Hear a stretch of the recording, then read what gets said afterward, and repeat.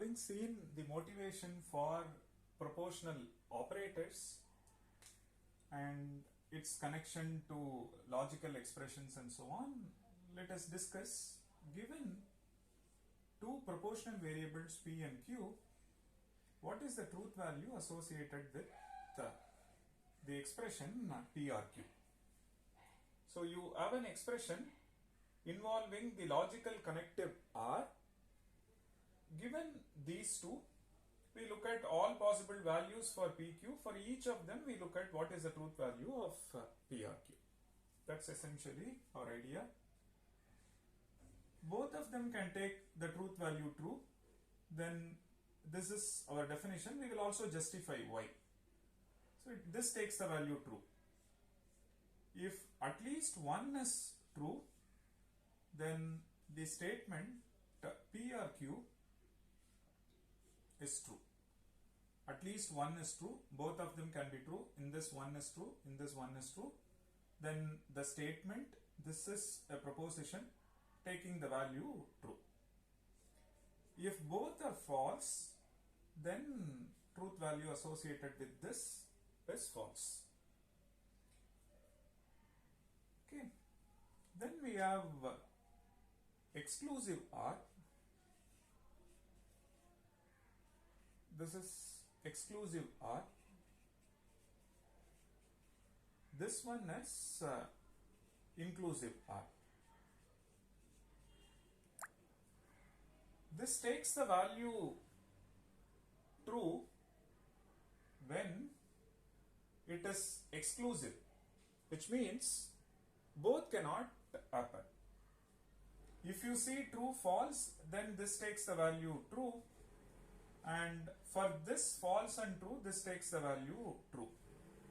It's exclusive R, so happening of both is not permitted, so this takes the truth value false, and both are false, so this is also false. In case of inclusive R, it is at least one, which means both can take true. In case of exclusive R, it is exactly one of them is true. It's exclusive, exactly one of them is true. Either this or this, the other two cases it is false. And we may come across statements using logical connective or logical operator, and this is logical and. So logical and takes the value true if both of them are true, and in all other cases it is false.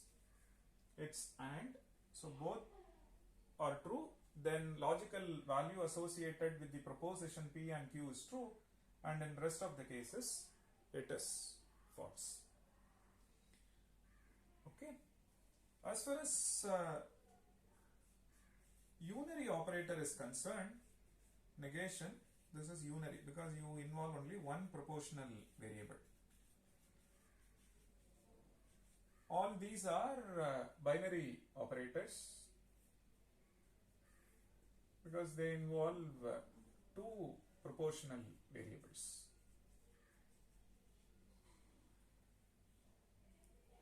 So look at p. P can take the value true or false. Accordingly, negation p, you are negating. If it is true, it is false. If it is false, it is true. Okay. So we also come across conditional operator. This is called conditional operator.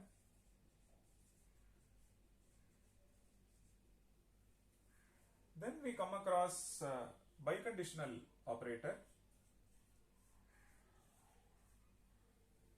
and these two we shall see next. This is biconditional operator.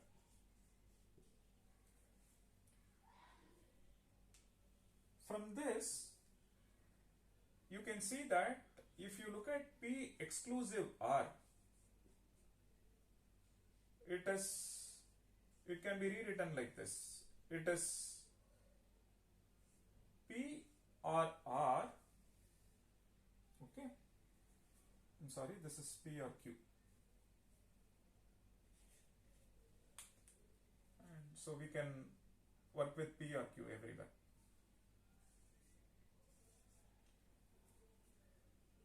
If you look at the exclusive OR, if you look at inclusive and exclusive, only at this place there is a difference. So happening of both is not allowed. So which means inclusive OR and negation P and Q. Now you get to see that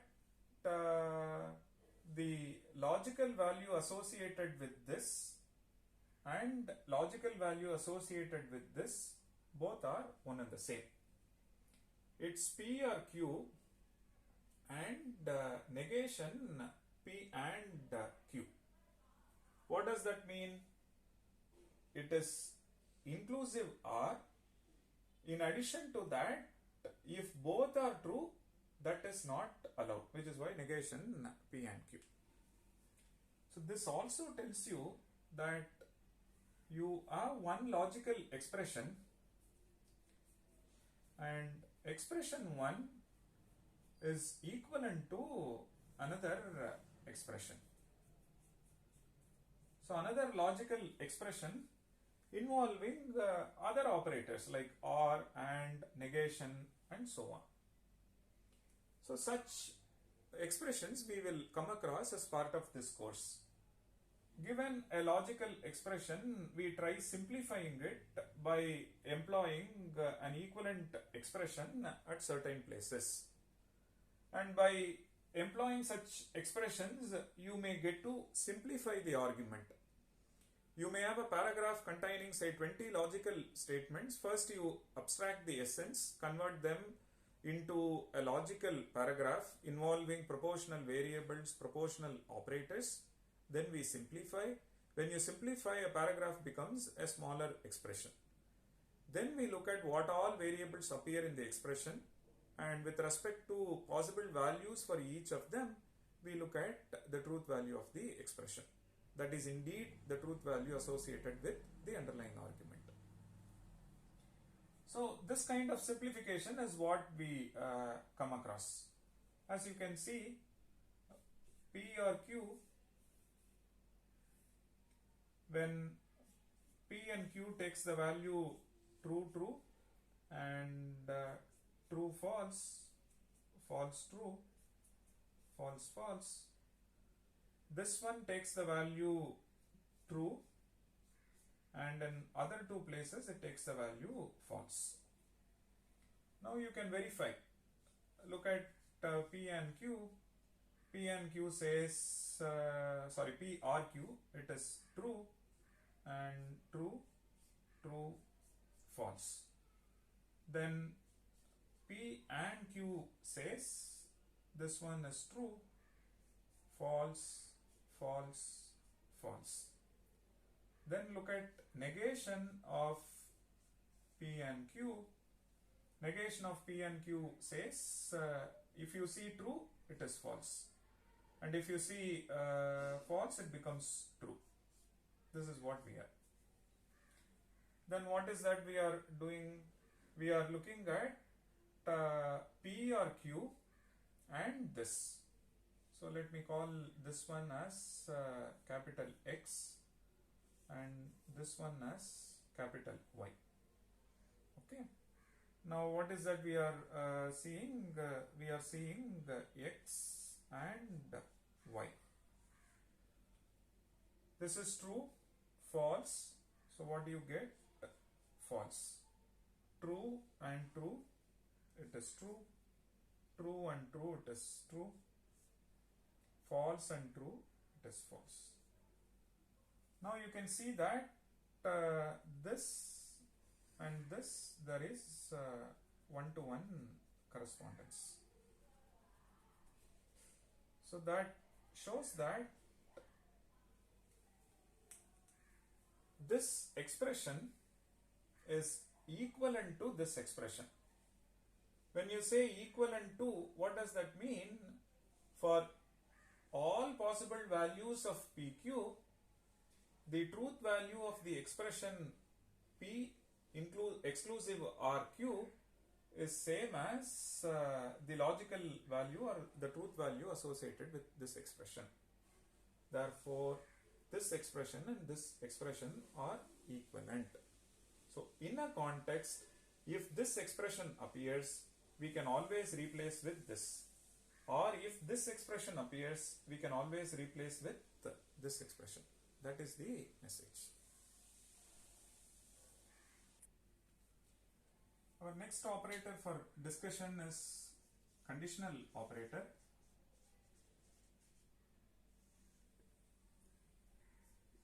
Two variables PQ, the expression involving the conditional operator is P implies Q.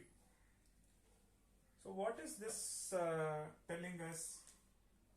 If you have an expression P or Q, the natural language equivalent or English equivalent is P or Q.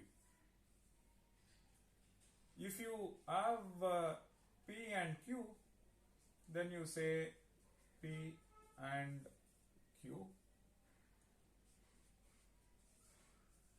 This one is P exclusive or Q. In other words, this is either P or Q. So if you make a statement like either I study or I play. So I study or I play is a proposition and you are combining them using the exclusive or operator. So this represents P and this represents Q. When you combine them, what does it represent in the underlying natural language? In our case it is English, it is either P or Q, which means exactly one of them can happen at a point in time. Happening of both is not allowed. But when I make a statement, I study or I play, then there is a possibility of happening both. Okay.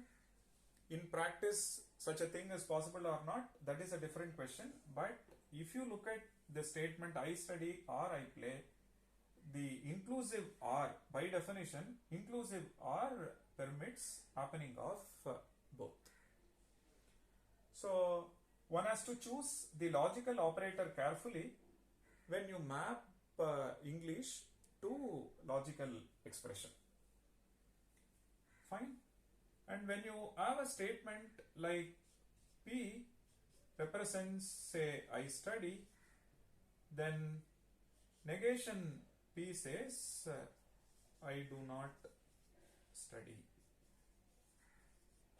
or it is not the case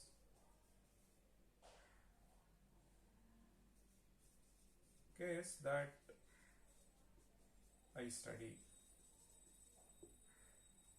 So you can map this to this, this to this, or this to this, this to this. Anything is fine. So for a given logical statement or an expression, you can write in more than one way. Okay. So the same thing you can also write like this. I study or I play, and it is not the case that I study and I play. You can also say like this. So I study or I play but not both. So they all mean 1. So P exclusive R says either I study or I play. Equivalently, I study or I play, and it is not the case that I study and I play. This is like P or Q and negation P and Q. So this one is P or Q. This one is negation P and Q. And same thing, you can write it in one more way, because natural language gives you flexibility. The same statement can be expressed in many other forms. So like this, what is that we are trying to express using this operator? So this operator conveys this meaning: if P, then Q, or P only if Q, or Q is necessary for P, or P is sufficient for Q.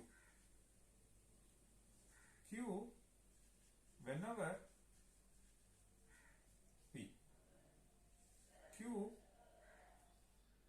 follows from